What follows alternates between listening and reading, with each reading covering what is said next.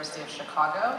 And this panel is called Rethinking the Study of Race and Ethnicity in American Politics. And I think it's important to notice the pluralization of Americas in the first panel and the ways we've been talking about transnationalism in the first two panels, and the singular American politics in this context, because it's a reflection of the ways itself understands itself, and has often treated American politics, US American politics, as a kind of exceptional space and site. And so one of the things as organizers of this symposium, we thought it was really important to trace the ways in which Mark Sawyer's work in a hemispheric context brings new insights to the study of US politics, the study of race and ethnicity in the United States. So I will introduce political science from the University of California, Los Angeles, where she was a student of Mark's.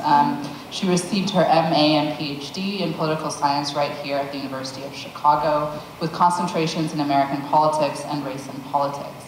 Her dissertation project, Conjuring Immigrant Racial Threat Narratives Using Citizenship Status to Shape Black-Latino Relations in US Politics, examines the plight of Blacks and Latinos' inclusion in the US and analyzes how the contentious discourse about citizenship, particularly the anti-immigration narrative, has been used so strategically to divide these groups.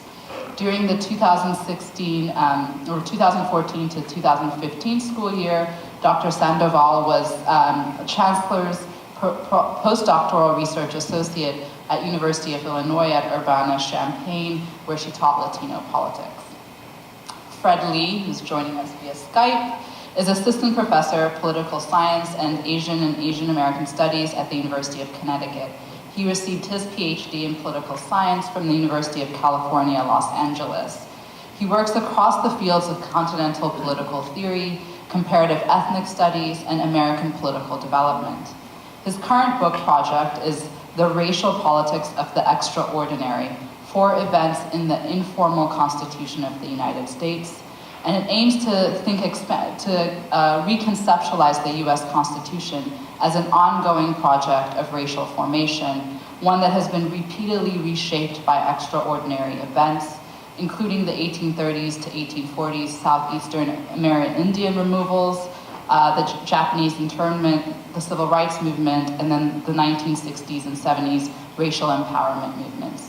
In other writings, Fred has engaged questions of historical memory, cultural politics, and gender and sexuality.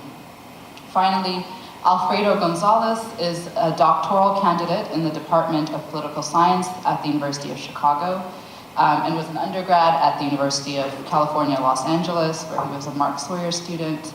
His research is located at the intersection of race and politics, American political development, naturalization policy, social movements, and military sociology. In his dissertation, Other Than Honorable: The Decline of Citizenship for Service, Gonzalez offers an explanation to the growing limitations and restrictions non-citizen service members are faced with when attempting to normalize their citizenship status during and after their active service.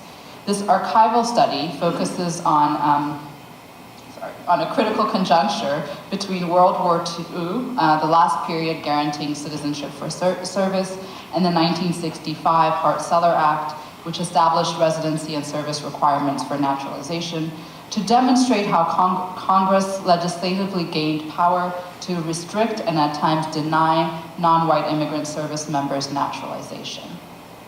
So Alfredo is currently completing his dissertation in residence at the Center for the Study of Race, Politics, and Culture, and in January 2019, he'll begin a position as assistant professor of Chicana and Chicano Studies at Cal State Dominguez Hills. Yeah. So I think Claudia is going to start us off. Good afternoon, everybody. First, I want to thank the organizing committee for inviting me to talk about my work, but more importantly, for giving me the opportunity to talk about Mark. So please forgive me if I choke up a bit while I'm talking about my project and Mark's influence.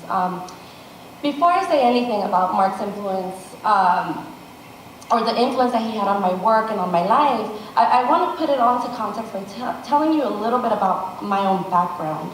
I'm a first-generation Latina, born in Mexico, raised in the United States. My father is a hardworking gardener, and my mother cleaned houses until she was diagnosed with cancer in 2000. I grew up in Inglewood, California, a predominantly Black and Latino community in Los Angeles. And I went to UCLA starting off as a pre-med major. Quite a trajectory, a difference in path. So during my first 2 years at UCLA, I spent most of my time taking math and science classes. Up until that point, the social sciences as a field of study was really a topic that I tried avoiding altogether in school. My reference point for social studies was 3 years of weekly substitute teachers at my middle school, and white teachers in my high school teaching me about American government and history. I didn't know how to articulate it then, but I just couldn't relate to political science. I didn't know how I fit into that conversation in any meaningful way. It wasn't until I began my third year at UCLA, when I decided to drop my pre-med major, that I began looking into the social sciences. And it was during this moment of exploration that I first read a political science article that discussed Black and Latino relations in Los Angeles. And it really sparked a fire in me to learn more about this topic, a topic that I understood, a topic that I had experienced. Shortly after encountering this article, I applied to the McNair program, not knowing what it was, or even really understanding what a PhD was. I knew that you received a stipend if you were accepted into the McNair program, and that's what I needed at that point. And so again, up until this point, my parents, while very hardworking, could not guide me through higher education and provide me some information about the different paths I could take in college. Mark, along with Ray Rocco at UCLA, really took it upon themselves to start guiding me through this institution. And so once Mark became my advisor, he became a pivotal actor in helping me close the gap that I had in my mind about how I fit into a political science conversation. Mark provided the space where I was able to see how race, ethnicity, and politics were absolutely interrelated and intertwined. So this really began my journey into political science with an honors thesis entitled, can you put the slide up? Oh, there you go. Entitled Black and Latino Perceptions in Inglewood, California. I don't know what it's about. It was a very clever title. In this project, I tried to discuss the importance of analyzing Black and Latino relations and coalition building. And during this time, Mark helped push me in articulating anti-Blackness in Latino communities, but also xenophobia towards Latino immigrants and African American communities, right? When I first started this project, I wasn't sure that I could make those statements. I wasn't sure that it was okay for me to say either of those two things. And so I was very insecure about my ability to say those things. But Mark always presented himself very matter of fact with his opinions and statements, right? It was like, yes, that's right. What I said is right. And he both acknowledged that there was anti-Latino sentiments or anti-Black sentiments in the Latino community that I had to acknowledge. And even one time, I was in his office for maybe 5 minutes, and in those 5 minutes, he gave me like 5 reports, government reports of Latin American governments that were saying that there was no Black presence in those countries. And so it was like, okay, but then he also was very clear that, for me, that I was in the right path in saying that there was some xenophobia towards Latino immigrants in the African American community, right? And that there was a case for me to study both of those questions or both of those topics. So as the time was approaching for me to apply to graduate school, Mark suggested that I apply to the University of Chicago. And very much like Alfredo, I had never heard of the University of Chicago. I didn't know what type of institution it was. Maybe that was a good thing. And you know, I applied because McNair gave you fee waivers, so you didn't have to pay for your application. So, you know, I applied to wherever they suggested I should apply, and I miraculously got in. Mark knew at that moment that I had a lot of personal reasons for not taking the Chicago offer. First and foremost, my family, and second, my extreme fear of flying. And I just did not want to travel anywhere. And so he, as the date was approaching for me to accept an offer from a graduate school, I remember Mark sending me an email. And I opened it. I don't think there was like a title to it. It just said, "You better not choose USC over Chicago, Mark." And now Mark was not a person that didn't have a lot to say, right? And so I kind of felt like, did he send it before he was supposed to? Like, it seemed very blunt, but no, it was just, don't do it, Mark. So obviously I respected Mark, but more than anything I feared Mark. And so I accepted the Chicago offer. And you know, we had a conversation after that where he was like, don't even worry about it, you'll be back in 5 years. That's not how it went. And I enjoyed but you know, I came to Chicago and I really enjoyed my time in the city and in the university. Later on. After my first year, I had a conversation with Mark. You know, once I went back for the summer after my first year, I actually had a conversation with Mark where I did tell him that I was thinking about leaving the university because I felt so out of place. I'm also not a person who doesn't have a lot to say. But in this institution, I found myself grinding my teeth, not really being able to say anything, just in constant anxiety mode. And I just didn't feel like I could handle it, that it was me. And so I had a conversation with him once I got back, and he said, don't do it, you have to stick through. I also left. It's not you, it's the institution, right? And that for me clicked in a different way because I kept internalizing my anxiety as being my problem, being my issue, that it was me who couldn't handle being in this space. But he made it very clear that it wasn't me, it was the institution, and I had to kind of push through. And so little by little, I did. And so like I said, little by little, I learned to love the city and navigate the institution. And I'm glad I stayed because it really did define the work that I'm doing right now, right? And everything that I'm doing now is really an extension of Mark's help as an undergraduate student. So now I want to talk briefly about the work that I've done since Black and Latino perceptions in Inglewood, California, that seem to, I just want to present the theoretical trajectory that I've taken, not really going too in depth into the data, right, but the theoretical trajectory that my projects and my interests have taken. So that was my senior thesis in 2006, and I'm gonna skip really quickly. I guess it's not working. Okay.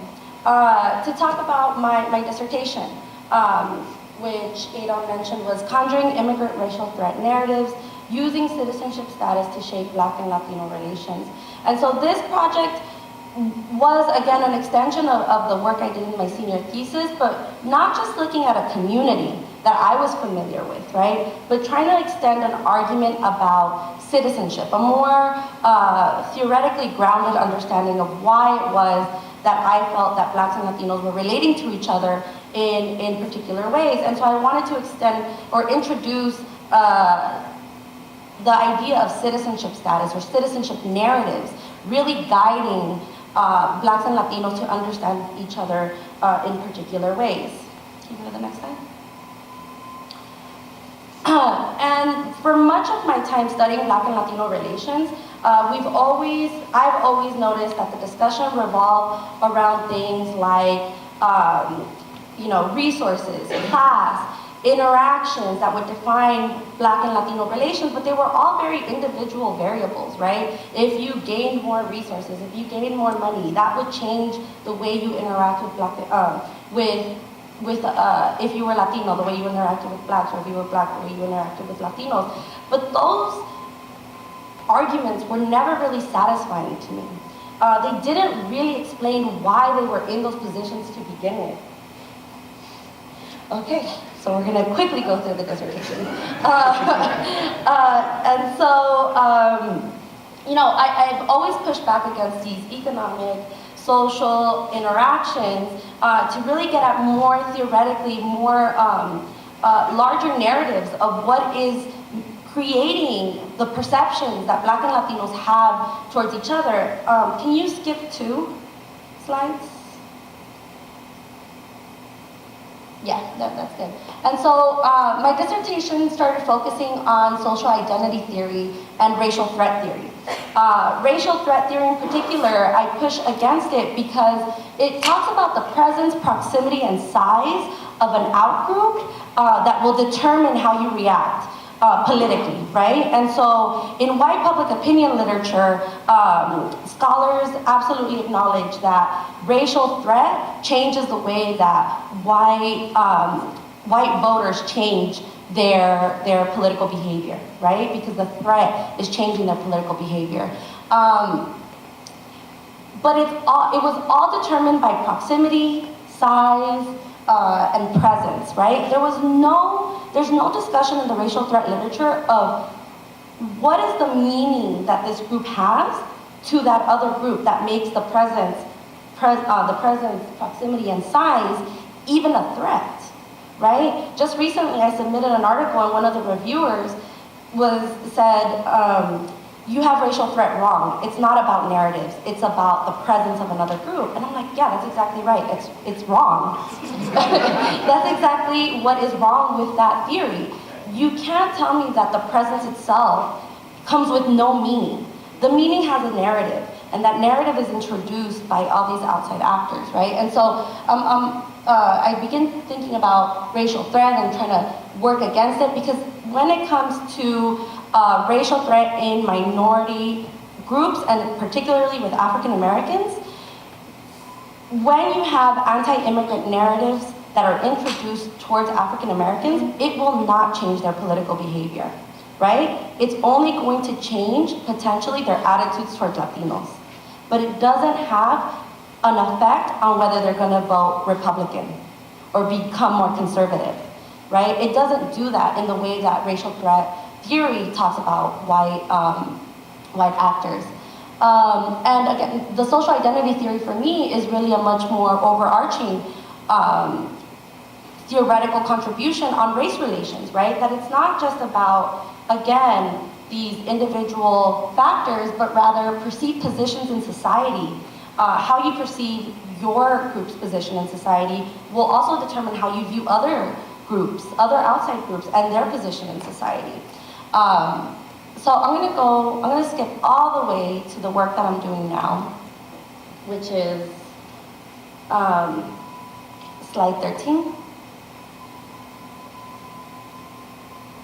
And so now the project I'm working on is entitled Empowering White Supremacy Through Dominant Narratives, right? And it's really trying to get us to think about that race relations, especially when we're talking about Black-Latino relations, that the end goal shouldn't just be understanding how Blacks and Latinos relate to each other, but that they are positioned in society in such a way where white actors never have to interact with either group for them to be contributing in many ways to a white supremacist structure, right? That maintains white people at the top of that racial order, while Blacks and Latinos continue to interact, sometimes in positive ways, sometimes in very negative ways as well. And that when we continue to have a conversation with just them as that being the end goal, we lose sight of the fact that we're still working within a white racial structure, a white supremacist structure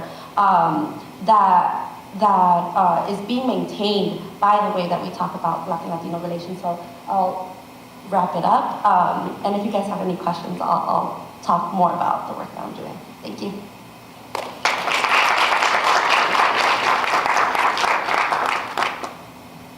We'll have Fred.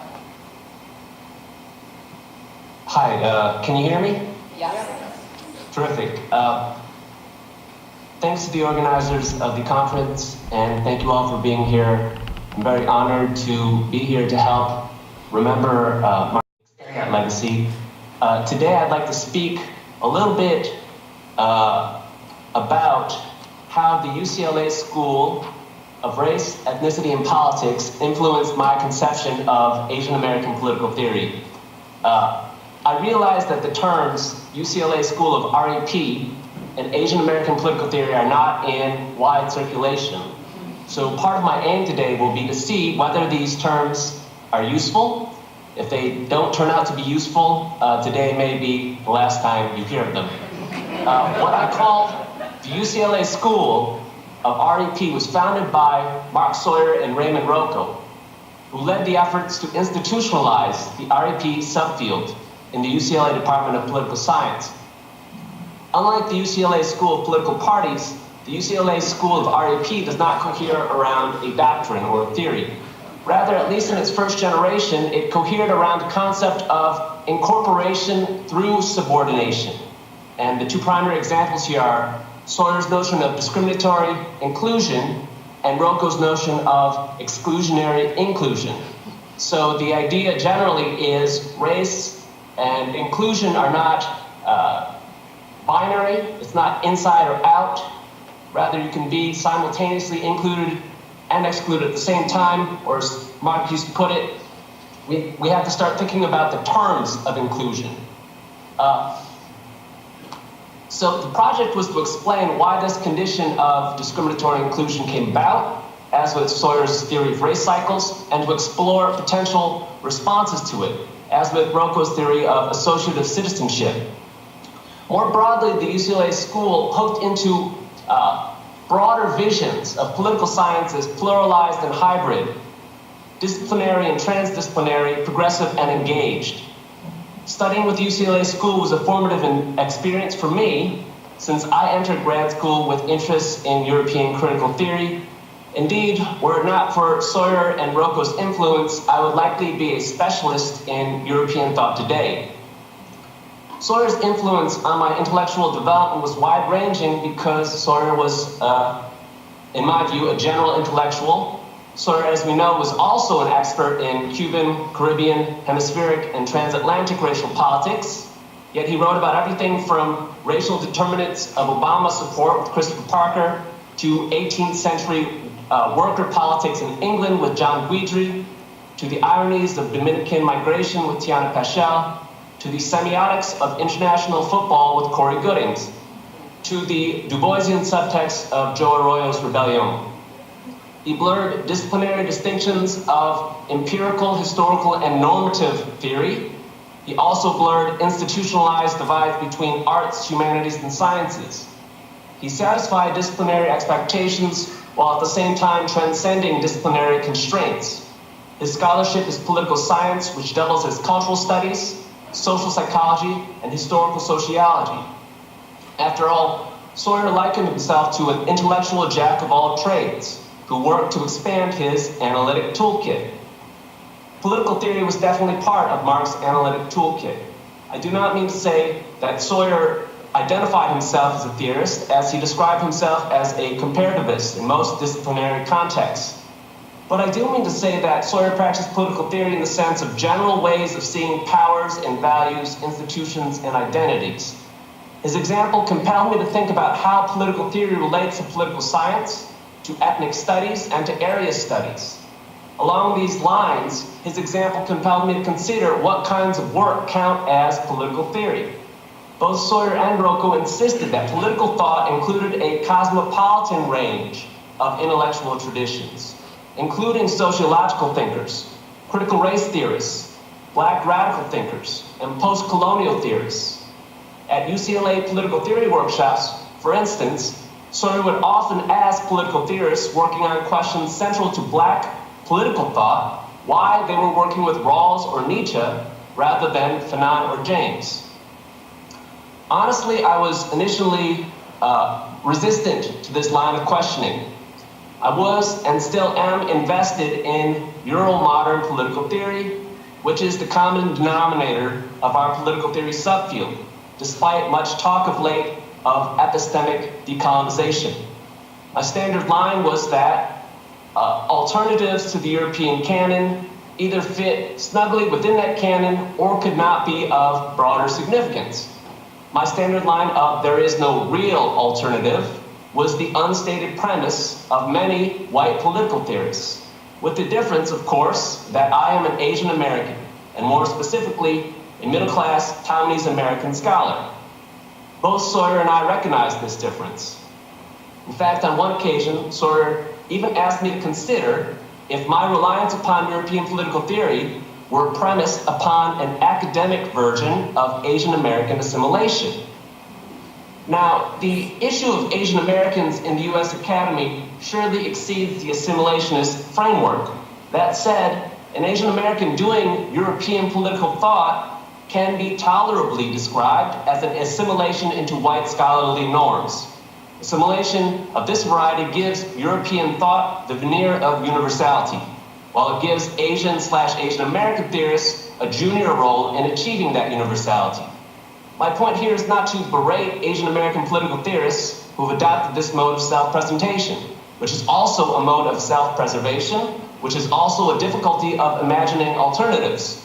My point is that a quote-unquote acculturation would be a better option, and best of all, would be a cosmopolitan and progressive option that surpasses the assimilation, acculturation bind of immigrant incorporation.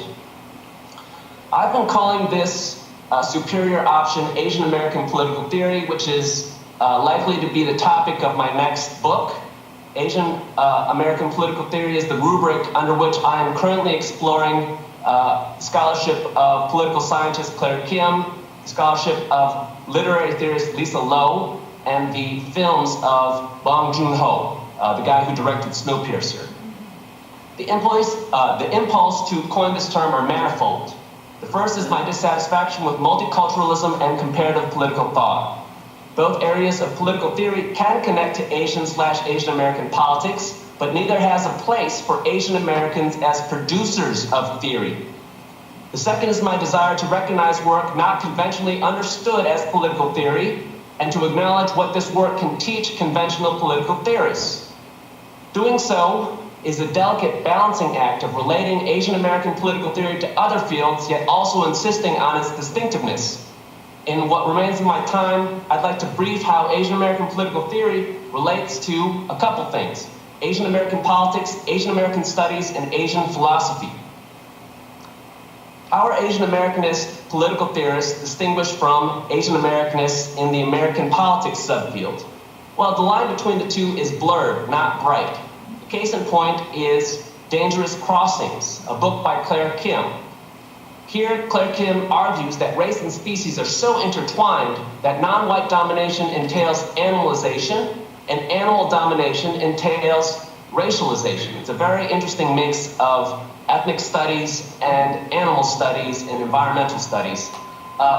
Kim challenges, for instance, Chinatown activists in San Francisco who claim that animal rights advocates who opposed Chinatown live animal markets were simply racist or cultural imperialists, etc.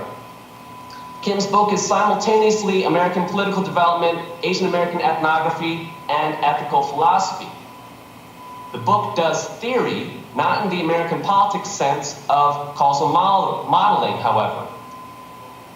It rather does theory in the political theory sense of critical seeing. The line between Asian American political theorists and theorists in Asian American studies is also fuzzy. In The Intimacies of Four Continents, for example, Lisa Lowe argues that British colonial archives are produced by artificially separating things. These things include transatlantic slavery, settler colonization of the Americas, and imperial free trade in Asia. In reading across these artificial separations, Lowe shows that liberalism and colonialism were not just compatible, but were enabling conditions for one another. As you can tell from this gloss, Lowe is a theorist in the way that comparative literary scholars are theorists. What makes Lowe a political theorist is her politics of history writing, her aim of generating a cosmopolitan alternative to the triumphant story of liberalism spreading reason and progress all over the world. Do I mean to say that any Asian Americanist who theorizes the politics of knowledge, then, is an Asian American political theorist? Not necessarily. I say that any political theory has got to have a relatively specific notion of politics. In Michael Hancher's Party Politics, for example, politics is a dynamic of generative conflict. For Hancher, political contests create collectivities in unexpected ways, and always under asymmetrical conditions of power. Politics is therefore irreducible to the nation state, yet unthinkable without concepts of state and nation, at least in our world. In Racial Politics in Post-Revolutionary Cuba, Sawyer also closely relates, yet carefully distinguishes the racial state and racial politics. Such definitions are very useful for thinking contentious racial politics, conditions of statelessness, of citizenship without citizenship, or discriminatory inclusion. They are also useful, as both Hanchard and Sawyer realize, on my reading, they're also useful for distinguishing political theory from cultural studies. My suggestion is that Asian American political thought is to Asian American studies what Black political thought is to Africana studies. In a political theory article, Michael Hanchard emphasizes that Black political thought is in dialogue with, rather than derivative of, Western political thought. Black thinkers, Hanchard shows, reconfigure and rework concepts that they share with European thinkers. Concepts such as the concept of politics itself. Unlike Black thinkers, however, Asian American thinkers cannot lay claim to a self-conscious, long-running tradition of political thought in the Western Hemisphere. As a consequence, Asian American political theory will be derivative of Euro-modern and Afro-modern thought, among other things. For instance, Lisa Lowe acknowledges that her project of decolonizing Marxist historiography is drawn straight from James and Du Bois, among others. I realize I'm treading on delicate ground here. I sometimes joke that Asian American studies is privileged relative to Africana studies, insofar as white scholars have no interest in Asian American studies. Frankly, I'm not sure how Asian American interest in Africana studies compares. I am more confident that dependence, at least in the case of Asian American political theory, can be a good thing, an opportunity for synthesis, exchange, and reworking. If Asian American political thought is so dependent, though, why not just subsume it under a broader, maybe more universal category like Asian thought? Why not claim that Asian thought is not only Islamic, Vedic, Buddhist, Confucian, and Taoist, but also inclusive of Asian American feminism, Asian American Marxism, queer theory, and critical race theory? The claim is technically correct, but I think too easily abused. It plays right into stereotypes to the effect that Asians have no claim to the Americas. I agree that global thought, cosmopolitan thought, is the goal. Yet I hold that the right strategy to get to the global is to pass through the local. You have to go from particulars into generals. Asian American political theory is Asian thought, and at least potentially Latin American, Africana, indigenous, or any other kind of thought. Here I'd offer Trinh Minh Ha's Woman Native Other as an exemplary blend of borderlands theory, women of color feminism, post-colonialism, Buddhism, and Taoism. Trinh is a filmmaker and a literary scholar. So the Asian American of Asian American political theory is meant in the sense of hemispheric, transnational, and global Asian Americanist critique. Asian American studies of late has extended into Latin America, as in the work of Jason Chang. He's done a nice book on anti-Chinese racism in Mexico. It has also extended to East Asia, Pacific Islands, and Southeast Asia, as in Yenli Espiritu's study of American militarism in Vietnam and other places. Asian American political theory must also decenter the United States and provincialize the transatlantic.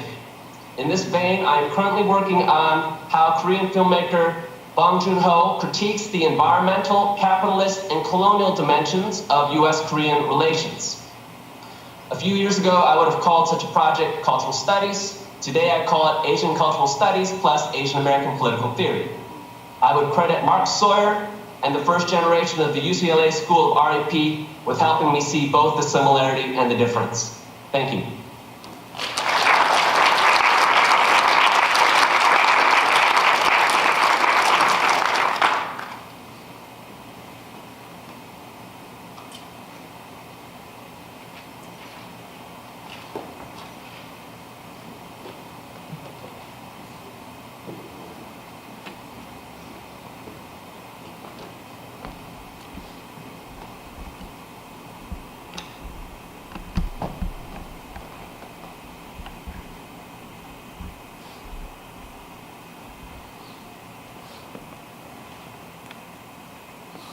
How's everyone doing? So I'm really excited to be here again today, and what I wanted to show was my work under the tutelage of Mark Sawyer. So basically, what came out of our weekly Jedi training sessions that I would always go and bug him. So I'm going to show the type of work, well, the work that I produced when I was advised by Mark Sawyer, and then how it's influenced my work today. So the project that I was working on is called Fill in the Ranks, Latinos in Military Combat Occupations. And this was between 2009 and 2011. And so I had just gotten out of the Marine Corps 2 years prior to that. And what I saw when I was in the service was that a lot of brown bodies were dying. And I didn't really understand why I would have to put folks in body bags that were named Vasquez, Hernandez, Guzman, on the same level as white folks when I was serving in the Marine Corps. So that's what prompted my motivation to do this project. And if we could go to the third slide. And so the problem I was seeing was that Latino military experiences hadn't really been covered in political science or in the social science literature. And the data that I was seeing was that compared to the Vietnam and Persian Gulf Wars, Latinos had now become the second highest Latinos had the second highest casualty rates compared to black folks during Vietnam and the Persian Gulf Wars. If you could go to slide 5. And so my research question for this project was, what was causing Latinos to join the infantry military occupational specialty? So my explanation for it was that, Latinos had to have either been funneled into combat occupations or they were choosing to be in combat occupations. So if they were being funneled into those occupations, so an explanation was that they didn't have any other choice when it came to choosing their military occupational specialties. So those were the types of things that I was looking at when I was doing the study. So next slide.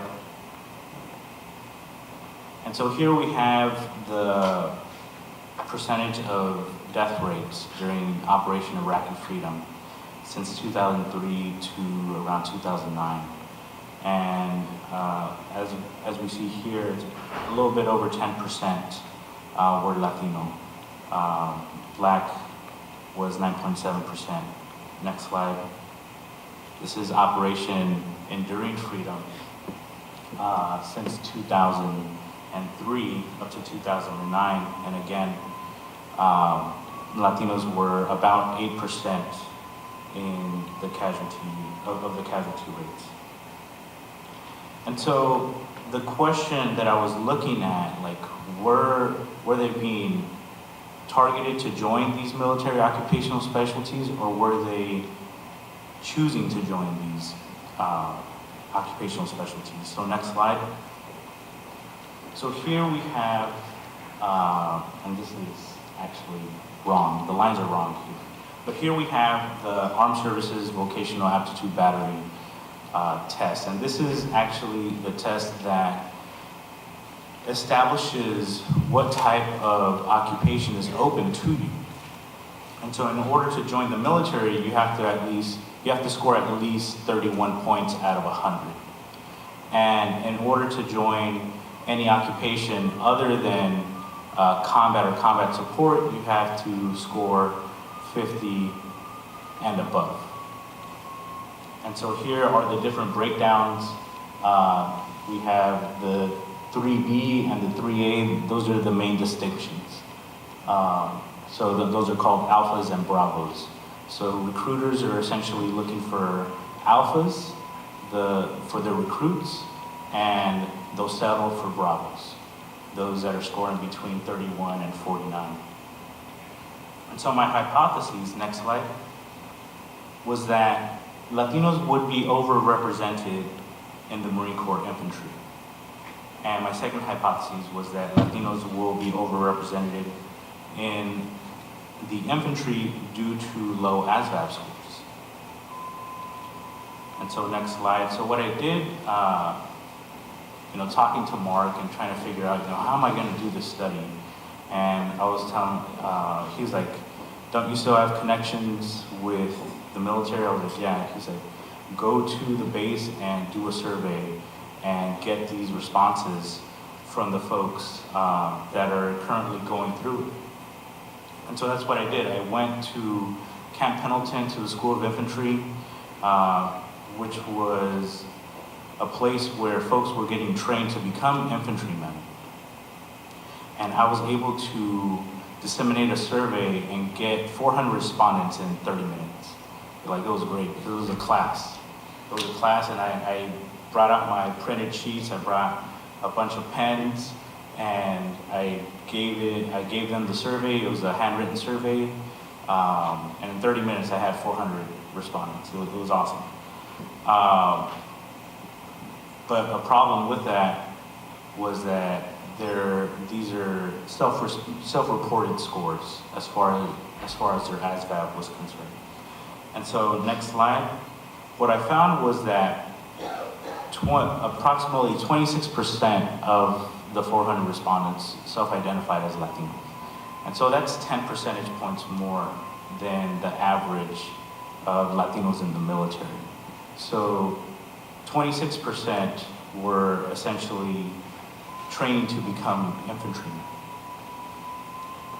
So next slide. And so here are the ASVAB scores that they reported, and the red line shows the difference between 50 to the right, over 50 to the right, and less than 50 to the left. So approximately 50% of all, and this is only for Latinos, 50% of all Latinos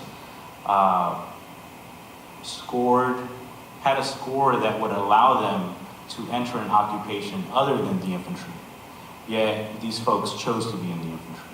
They chose this occupation. And so, next slide. I also asked them about, what were their motivations that influenced their enlistment, and a majority said duty to country and adventure. And then when next slide, I asked them specifically why the infantry, and 80% said adventure. And I didn't know what those things were, and so Mark was like, I don't know either, that's why you gotta go to graduate school. and so now I want to show you how this project has influenced my work today and what he meant by, oh, now you have to go to graduate school.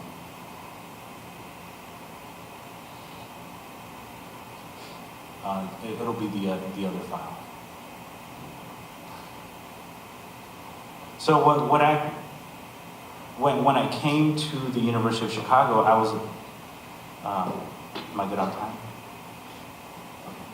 Okay. When I came to the University of Chicago, I was still trying to do this same type of project where I was advancing some type of survey and trying to get responses from folks in the military today to understand what was happening as far as their motivations. And I realized that was, one, very difficult to do with folks that do not want to share their information with you. And two, that wasn't really what was at the heart of the project. And so what I'm doing now is looking at what were the factors that produced an environment where we see a lot more brown folks joining the military, specifically vulnerable populations among the Latino group. And so my dissertation is entitled, Other Than Honorable, the Rise and Decline of Citizenship for Service from 1918 to 1965. And here I explore how the legislation, the institutional factors and the factors from civic organizations from the bottom up are explaining the decline to access to citizenship. And so next slide. Next slide. And so my research question is, what factors led Congress to constrain access to naturalization for non-citizen service members? And so here I'm trying to figure out, like, what explains our current moment. Next slide. Next slide after that. And so part of the story that I was seeing around brown death was that, who were actually these people that were dying in Iraq and Afghanistan. And the first 4 casualties during the war in Iraq were immigrant service members. And so, like, within the first 10 days, the first 4 people to die were Latino immigrants. Next slide. And here I'm showing you some data from the January report of the Gen Forward survey project that asked the question around this understanding of a merit-based approach to acquiring citizenship through the military. And the question asks, should we grant citizenship to undocumented immigrants who serve in the U.S. military and are honorably discharged? So this is a normative question around, like, should we be doing these types of things? And across the board, when it comes to millennials, age 18 to 34, over 80% said we should be doing this type of practice. However, next slide. When we look at how this practice is currently working today, as far as non-citizens being able to acquire citizenship through the military, here I'm showing you naturalization denials by military personnel from 2010 to 2017. So folks that serve in the military are applying to become naturalized, but are still getting their applications denied. So even though we want to advance these types of programs like the DREAM Act that has a military component, we're currently not seeing them being realized. And so that for me raises questions about, what would the DREAM Act offer if we still haven't changed this practice today. Non-citizens are still being denied even being honorably discharged. So like that's the type of work that I think Mark wanted me to do coming here, not just continuing to do surveys or what have you, but figuring out, what's at the root of my questions. And I don't think I'm there yet, but I'm getting close. Thank you.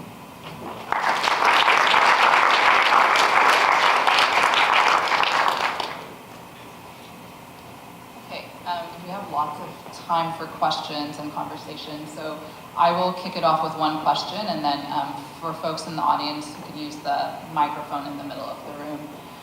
So as I said at the beginning, I think one thought we had when putting together this panel in particular was about how the study of American politics in our discipline of political science has been particularly resistant to hemispheric transnational approaches to the study of race and ethnicity.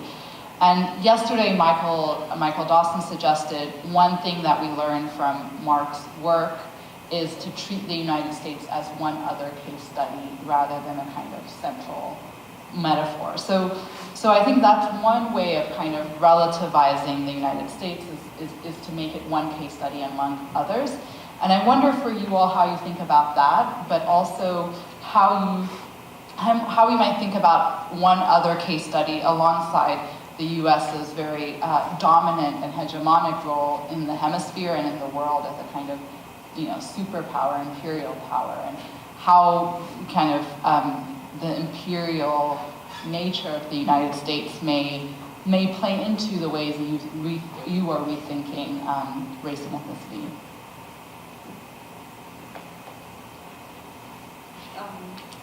Yeah, those are both really great questions.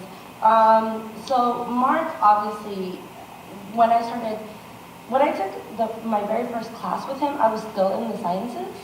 And so I kind of kick myself now because I wasn't paying as much attention to him as I should have in that moment, right? Because it was like the class I didn't want to be in, right? The class I was like just taking because it was an elective.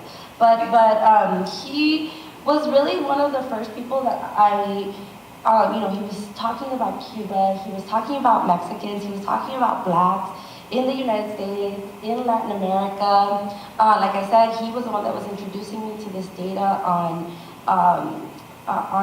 African history in Latin America, right? And so he was really helping me shape, my understanding of systemic racism through his discussion of transnationalism. Because then I was realizing that whatever I was thinking about in terms of Black and Latino relations here in the US, it was happening in other places very similarly, right? And so he was really pushing me to, to start to have that question that was not rooted in Inglewood, right? That was rooted in white supremacy and imperialism, right? That I wouldn't get to until this moment in time, right? But like I said, and I just kind of want to mesh this with the fact that I didn't get to go to my thank you to Mark, because that's where I really wanted to put it all together. Where the reason that he's so special to me, even though I lost touch with him towards the last couple of years with him, because not for any particular reason, just busy. And even though I was in LA, I didn't make time to go visit him at UCLA. He is the sole reason that I'm at Chicago. He is the reason that I had the privilege of working with Michael, with Kathy, to push me to think about my project in a more broader structural manner that I'm not sure I would have gone anywhere else, right? And he was the seed that planted that this is a systemic issue. And I was able to, really work through that discussion at the University of Chicago. So even though I wasn't necessarily constantly talking to him or in conversation with him, like everything I do, I always, reference back to Mark. So sorry I kind of went back to that, but I really wanted to finish on that note by thanking him for everything that he did. And also, and I think it does kind of mesh in with this a little bit, Mark, interestingly, if for most of you that know me, you guys know I'm from Zacatecas, Mexico, right? Like, that is where I'm from. And so when people talk about Chicanos, I'm always like, yeah, that's a great history. I'm for Chicano studies, Chicano identity, but I don't identify as Chicana. And in Los Angeles, I get eaten alive by Latinos. You are Chicana, you have to identify as Chicana. You know, whatever. And I'm like, no, I'm Mexicana. End of story. And so I've had these like really, really intense conversations with other Latinos. And Mark is one of the very few people who has been in those conversations and will interject, and he would say, Claudia is right. She does not have to identify as Chicana. She can, identify as Mexicana and still be about the Chicano movement, still be, completely for it. And then people would obviously start listening because he said it, not me. And I was like, okay, well, thank you, Mark. But he had that, he connected all of these pieces because that was an international, a transnational approach, right? And he knew the difference between me saying that I was Mexicana and simply a domestic approach where it would be a Chicana identity. So I think, in a roundabout way, I kind of answered your question. Fred, do you want to jump in? Sure, absolutely. So, I spoke a little bit about this in reference to my vision for Asian American political theory. I think we basically have to balance between not only the local and the global, but also the trans-hemispheric and the transnational as kind of intermediate levels. I don't know how exactly that's going to look, but the question of levels and scales is very important. To come back to the question of the United States, absolutely we should treat the United States as just another case, and I think that some of Mark's most important insights came from comparing across national cases. So, for example, in political theory, it's almost a dogma that nationalism or patriotism is bad, right? And a lot of that comes from this idea that in countries like the United States, Israel, and perhaps others, patriotism is associated with social dominance. But what Sawyer and Sedanius were able to show was that's not necessarily the case in the Dominican Republic or Cuba, where patriotism is actually associated with things like egalitarianism, socialism, and being against anti-black racism. So I think that kind of perspective is very useful to show the differences between cases, so we don't kind of make these blanket statements like, oh, nationalism is always bad. Well, there's nationalism and there's nationalism. So I think that's pretty important. Regarding the question of U.S. Imperialism and colonialism, yes, very important. I mean, one of the recent turns in Asian American studies has been towards questions of settler colonialism. Sorry, this is not unique to Asian American studies. This is happening in more generally. And it's not all that straightforward. It's just condemning or denouncing the United States as an empire. I mean, there are some very tricky questions here. So let me just take another example. Japanese in Hawaii, as opposed to indigenous Hawaiians. Now, if you take a settler colonial perspective, or at least one version of it, you have a strict division between settler and indigenous. But what's interesting about the Hawaii case is that is an Asian American majority state. So is it as straightforward as saying Japanese Americans who constitute the majority are settlers? Or is there something a little more complicated when the settling population is not white?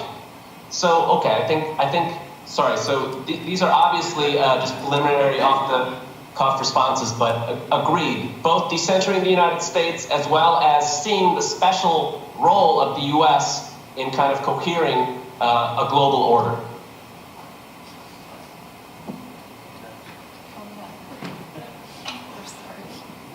No, thank you so much for those questions.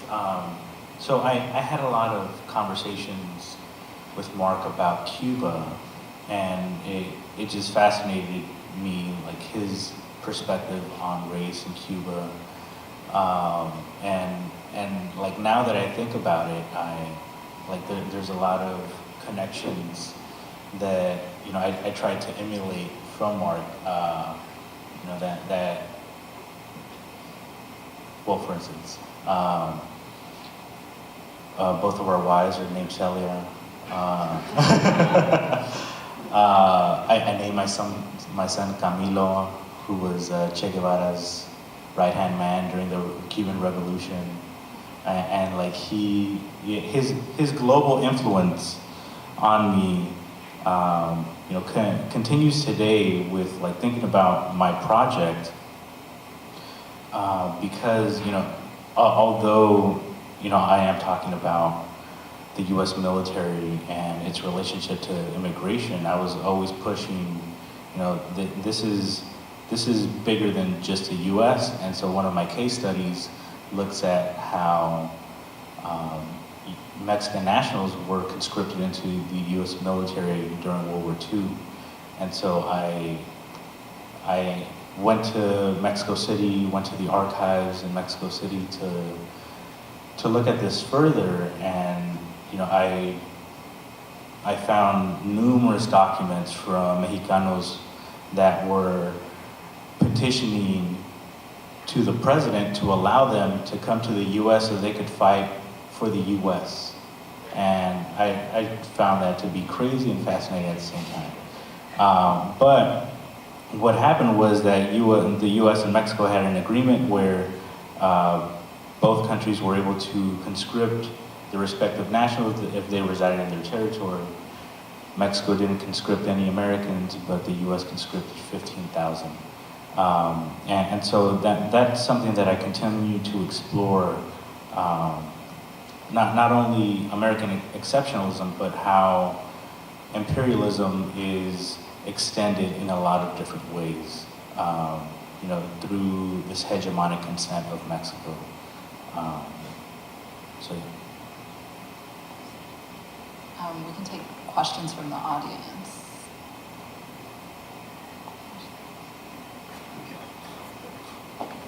Yeah.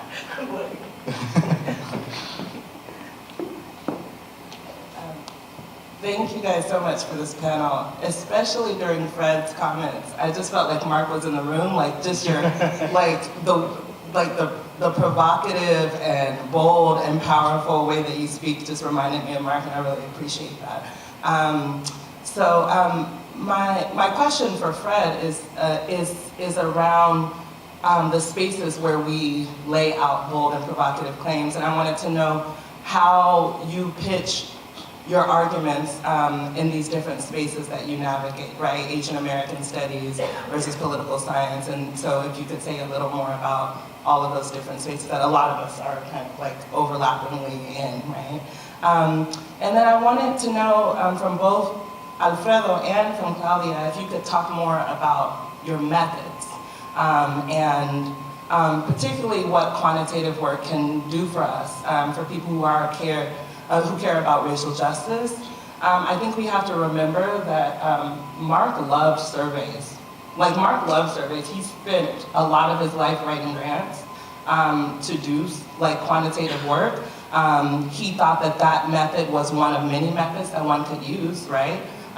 He also approached these questions in a country that didn't have, as Danielle mentioned, like open access to data, and so he painstakingly and illegally, he could have gotten kicked out of Cuba to do the survey work that he did in Cuba, and he still did it. So he cared a lot about that and ran surveys across multiple countries. And so I just wanted to hear a little bit about the possibilities and limitations of different methods in your own work. Thank you. Could I respond first? Go for it. Great. I'm at a little bit of a disadvantage being over Skype. I can't actually see the audience or feel the room. So I'm just, I'm making guesses. I'm really not sure. So for example, as to racial compositions of the audience, this often affects the way we kind of calibrate ourselves or comport ourselves. For me, coming into this space, I imagined that it would be pretty relevant for me to talk about the relation between Asian American studies and Africana studies, as well as the relation between Asian American political thought and Black political thought.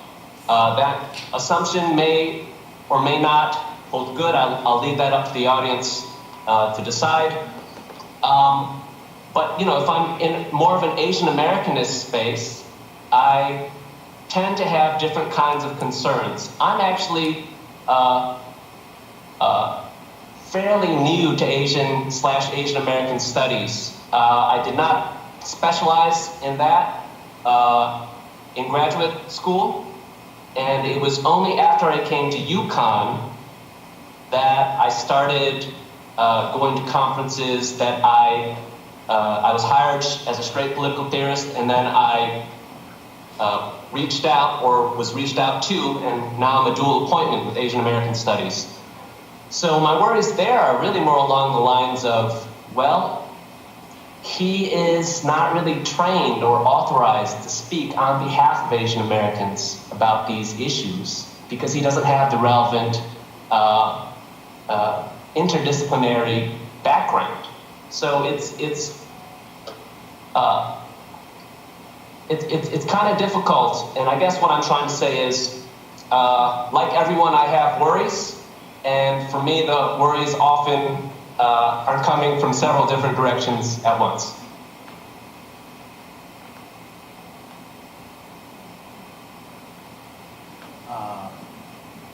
Thanks, Yana, for the question on methods and the possibilities and limitations. So I really like surveys too. I didn't know that I would like them as much when Mark set me out to do my first one, write up the instrument, and then put it in the field. So that's all really exciting. And what I learned from him was that how you ask the question and who you ask it to is all important, and you need to account for that when making an instrument. However, that being said, there are a lot of limitations to survey research that I found myself getting into when trying to conduct those same studies on a national scale. And so, like, what do you do at that point when you can't get data on a population that you're trying to study? And so that's a question about what questions are you asking, and are the questions that you're asking using the same methods. You can't force one method for a particular type of question. And so with the work that I'm doing now is more about the outcome and not necessarily the effects of a particular variable on the outcome. So, and those types of studies have particular research questions that lend themselves to other types of methods. And so the method that I saw that would work for me was an archival approach. So not necessarily asking anymore, do Latinos join the military for X, Y, Z, but why are Latinos joining the military in this particular way? And so those types of questions have different methods that we have to take into account. I think I feel the same way as Alfredo. I do use surveys a lot for my work, but there's clearly limitations to using surveys, right? Luckily, again, I was able to put questions in some of the work that Kathy had been doing with the Black Youth Project, and then with the Mobilization Change and Political and Civic Engagement Survey. Yes, I remembered. Okay, and so she allowed me to put questions that I was really interested in, because for me, on the research topic that I was interested in, there were no surveys that were asking African Americans about citizenship status, their perceptions of, immigrants in particular. Like I said earlier, it was all about class, your interaction with Latinos, and so I was really, when I got here and I was able to ask those questions, I was able to use that survey extensively for my dissertation to answer these very particular questions I had about narratives on citizenship status that would affect African Americans'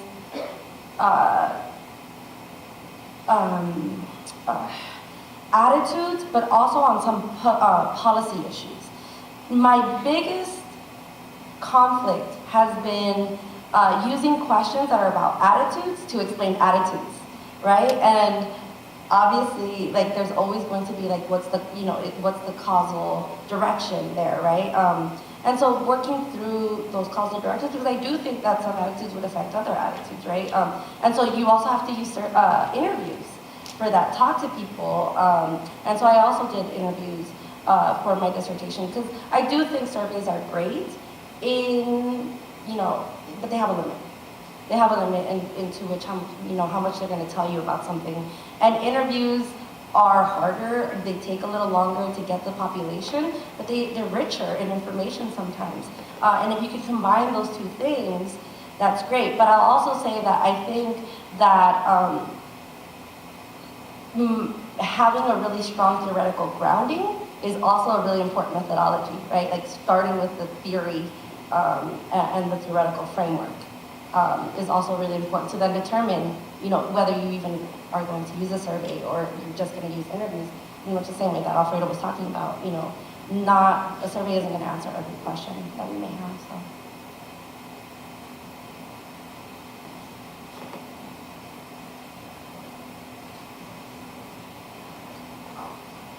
Hi, my name is Kenny. I'm one of Mark's older cousins. And first, before I ask my question, I just want to say, part of Mark's legacy, after talking and meeting so many of you, so many young people, you guys are just amazing. So I just want to give you guys a round of applause. You guys are amazing. And that's part of the legacy we could not be more proud. My question is, I want to tap into some of your, to apply some of the things that you all talked about. We have another cousin who happens to currently be the chairman of the African American Caucus in the Chicago City Council. And he and I were discussing the other day about some of the issues that he's come across, particularly with the bond that he has forged with the chairman of the Latino Caucus. And my question is, he has a lot of issues trying to convince members of the African American Caucus, mainly generational, older members. And same problem in the Latino Caucus, to find common ground. Some don't even like each other, participating with each other on various programs. And I want to know, how do you think that bridge can be gapped, and what is the main causes of the generational gap, and what are some historical causes behind that, and how you think we can move forward? It's ready for whoever.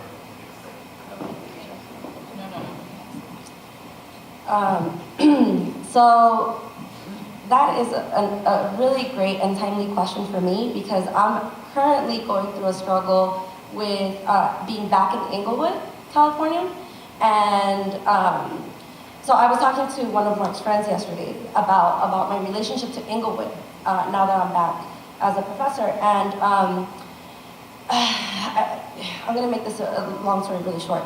There is a Facebook page that somebody created for residents in Inglewood.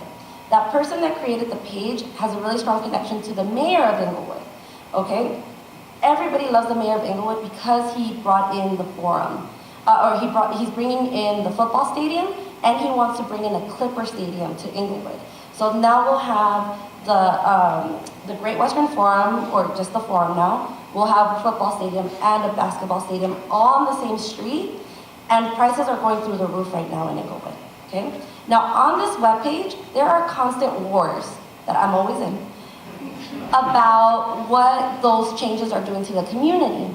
And the one thing that I've noticed is Black and Latino older folk just saying, if you can't afford to live here, then you need to get out. I made it. How come you can't make it? Without blinking an eye about how they bought their house when it was $100,000.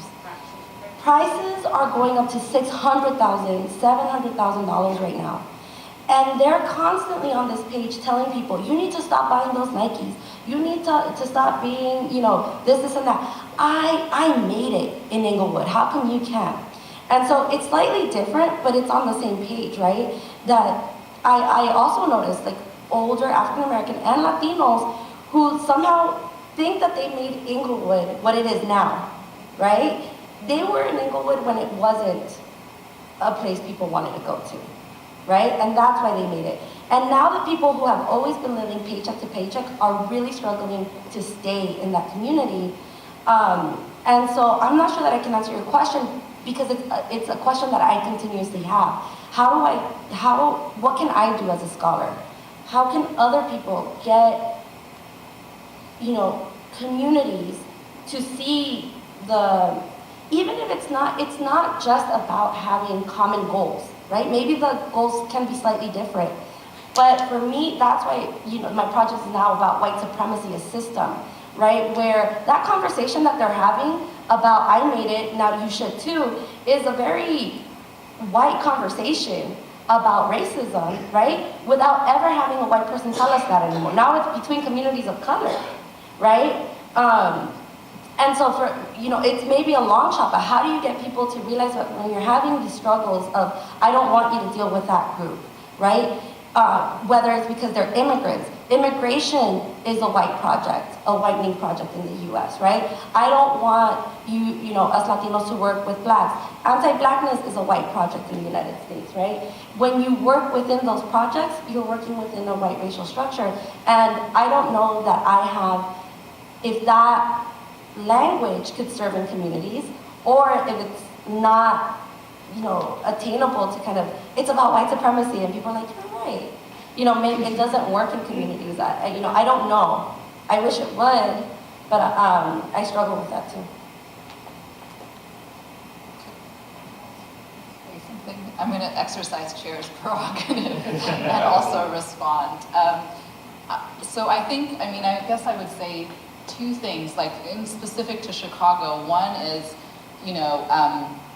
especially since the election of Donald Trump, but even prior to that, there has been a real attempt to think seriously about what Black-Brown coalition from the social movement perspective looks like. And one conversation in the city has been around what it means to be a sanctuary city, right? What actually sanctuary means, not just, in terms of not cooperating with, but more generally what it means to live in a safe city, right? And through those conversations on the ground, what we learn from each other is that what that in fact looks like is, the ways in which, for instance, criminalization affects all communities, right? Something like the gang database is the way that immigrants are being funneled into detention, but it is also the way in which Black communities are being over-policed in the city of Chicago.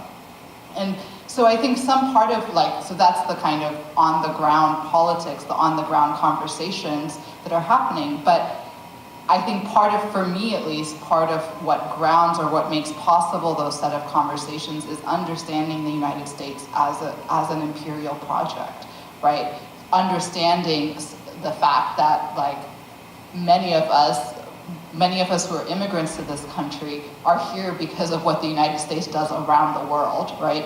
And the United States can do that around the world because it's built on kind of the slave trade and on native genocide, right?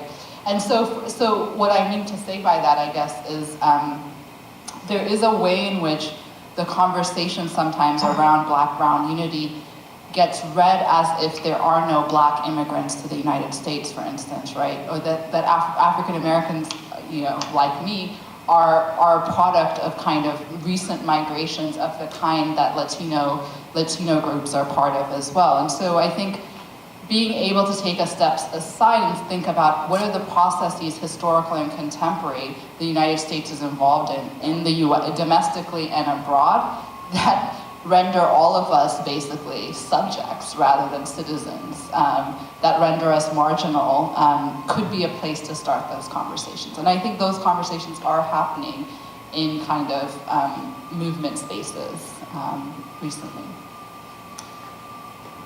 Question for Fred Lee. How much do you see cosmopolitan thought as seeking universal normative truths through a kind of Socratic dialogue, like Socrates in many dialogues says, what you and I can agree on is more likely to be the truth? Now that might be distinguished from the idea that each nation has its own narrative, or an identity group has its own narrative, and these are not really subject to challenge or criticism from anybody who has a different narrative. And this, of course, leads now to a state of affairs where discourse produces not agreement, but it really sharpens disagreement. And so we have a partisan politics where people are living in completely different worlds with their own realities. Generally, I think the point of conflict is to pass through it. In other words, I kind of think if we can have some productive disagreements and move towards consensus, and maybe that's a little optimistic, then we will have more realistic grounds for believing that what we hold to be true is universal or less contentiously general. In other words, if we just suppress differences, if we don't hash it out, if we don't deal with various forms of racial, class, national, linguistic conflict, if we just pretend they don't exist, my feeling is it's very likely that we'll have this problem of basically false universals, things that appear to be universal, good for all times and places, but which are actually particulars masquerading as universal. So that, of course, is just your standard post-colonial, decolonial argument about decentering European thought. Cosmopolitan political theory, so this is actually a term of art. It's been introduced by Godre, who's written a book called Cosmopolitan Political Thought, Discipline Methods, something, I forget the subtitle. But, I think Farah Godre's position is, yes, there is the possibility of truly cosmopolitan thought. The problem is the cosmopolitan has been monopolized by one, let's call it civilization or intellectual formation. So I'm not saying so, and that's just another way of saying it's not that I'm some kind of cheap and easy relativist. Oh, I have my truth, you have your truth, my group has its truth, and your group has its truth. That's not it at all. When I'm talking about Asian American, I'm not actually talking about identity group or an empirical group in the sense that, say, American politics talks about populations, for example. I'm actually talking about a kind of site of analysis, Asian American as a site of analysis, so which may cover everything from, say, U.S. to Korea relations to the way that so-called coolies were imported into the Caribbean in the post-emancipation phase to the question of Asian Americans today in a post-1965 United States where most people associate racial difference with black and brown. So I'm not saying there's an authentic Asian American voice and we have our truth and we can't argue with anyone and nobody can argue with us. I'm saying Asian American as a kind of rubric or a site of analysis. Hope that clears things up. So we'll have one more question.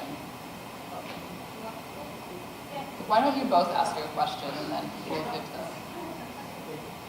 Well, first of all, thank you so much for the panel. I come from UC Berkeley, so this is like an amazing breath of fresh air.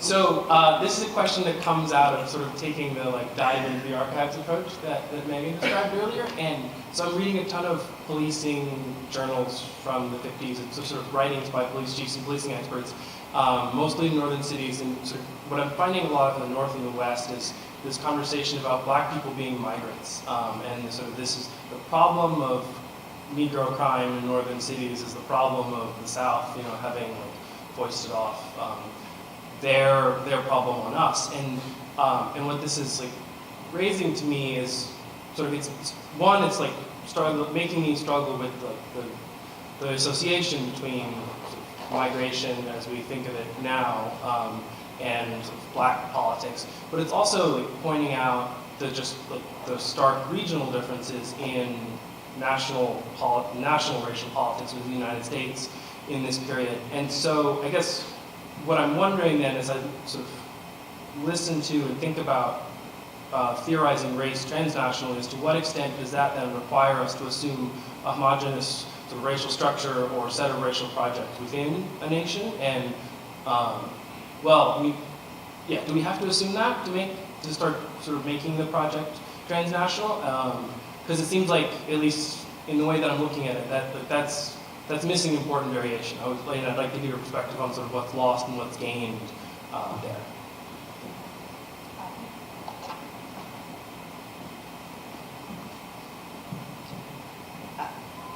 It's a little hot, but that's all right. I want to thank the panelists. It's been very, very informative. I want to go back to what I think is the title of the panel, Rethinking the Study of Race and Ethnicity in American Politics, and ask you all to think maybe broadly, wishfully, about what is possible in the study of American politics at this moment. Thinking about this moment, it could be Trump, it could be, as Alfonso talked about, the restructuring of neoliberalism or the restructuring of capitalism. It could be the activism that is happening in the streets and the centering of Black and queer and women and poor folks. It could be any of those, but I'm wondering about, as we rethink, the study of race and ethnicity, I would say that Mark has always been engaged not in just in the production of work, but production of work that's leading towards liberation. So how might we think about what's possible at this moment in terms of the work that people are doing, but beyond that?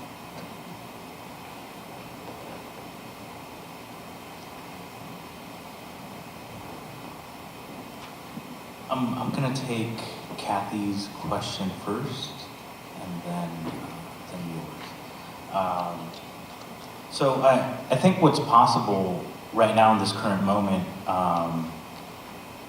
and connecting it to the initial question from Mark's cousin, is a possibility to build coalitions between marginalized groups.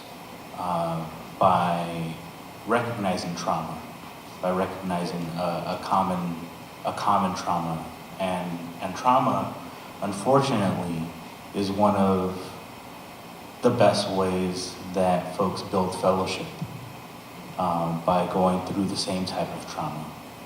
And right now, I think collectively, we are all going through that same type of trauma with the current administration. And I think by focusing on different aspects of Black death, on brown death, that we could begin to think about, how that's affecting communities and how it connects between communities, between racial groups. And as far as thinking about the racial order globally, I think it would do us a disservice to think about it homogeneously. Because if we're only thinking about the racial order through American exceptionalism, we're going to miss a lot. And so like I study the relationship between the US and Mexico, and Mexicans that come to the US are navigating two racial orders. They're navigating one between white folks, mestizos, and the indigenous folks. And once they come here to the US, they're navigating one that it's whites at the top, blacks at the bottom, and they don't know where they find themselves. So I think we need to think about the racial order as far as what context what we're talking about here.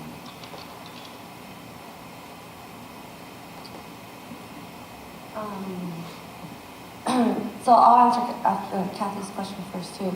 I think that the project that I'm working on right now is trying to speak to that. Like, what can we do right now with the moment that we're in right now? Because racism is so important to a conversation of politics, right? And so as a political science professor, the first thing I tell my students is I study race and politics. My examples will be on race and politics, because just like a constitutional professor will use Constitution as an example, like race is about politics, and that's what we're going to talk about in this intro to American class, right? And so if you guys don't like it, there's another class with the constitutional professor. But it's important for me because in the moment of Trump, I think Trump became really important in political science because, and social sciences, because we had spent so much time talking about racism doesn't exist anymore, or people aren't racist anymore, and so many of us were screaming like, what are you talking about? It's everywhere. But nobody wanted to see it because it was, people wouldn't call it or wouldn't say it as freely as they did right during Trump's campaign and now after, right? And so now it's resurfacing in ways that it hadn't really been visible to a lot of people who don't study race, right? Who aren't always talking about structures and systems. Race is coming up in a conversation of politics in ways that I would say it's coming back to like the 1960s, right? And so now picking up from that and saying, see, racism has always existed, right? Trump just showed us that people were racist before he was a candidate, during his candidacy, and after, right? And that nothing has changed except that they feel like they can say it now, again, right? And so I think, and to add to that, it's that we didn't see it because or people didn't want to talk about race because you didn't see it. And that's how you also have to think about relationship between other groups, right? Even though you don't see white people kind of talking about race between blacks and Latinos, Asian and blacks, Asian and Latinos, that racism is still somehow there, or the racial structure, the racial order is still somehow there. And that we can use the example of Trump and how he showed us that racism the structure was still alive, right? Even though we weren't seeing it, that in these particular examples, it's still alive, even if we're not exactly sure how to articulate it quite as vividly yet. So I think that for me, this project is really trying to get at that point, and hopefully I'll have a good answer, a better answer soon. Fred, did you want to jump in? Absolutely. So I agree that if we're doing cross-country comparisons, there has to be the assumption of some degree of coherence among the units being compared. And then the question is, what is that coherence consistent? I think for the United States, the claim would be something like the US racial order coheres both at the level of the state and at the level of civil society. It sounds like Alfonso has already talked about authoritarian neoliberal state, so I'd say that's a pretty good candidate for describing the current state formation.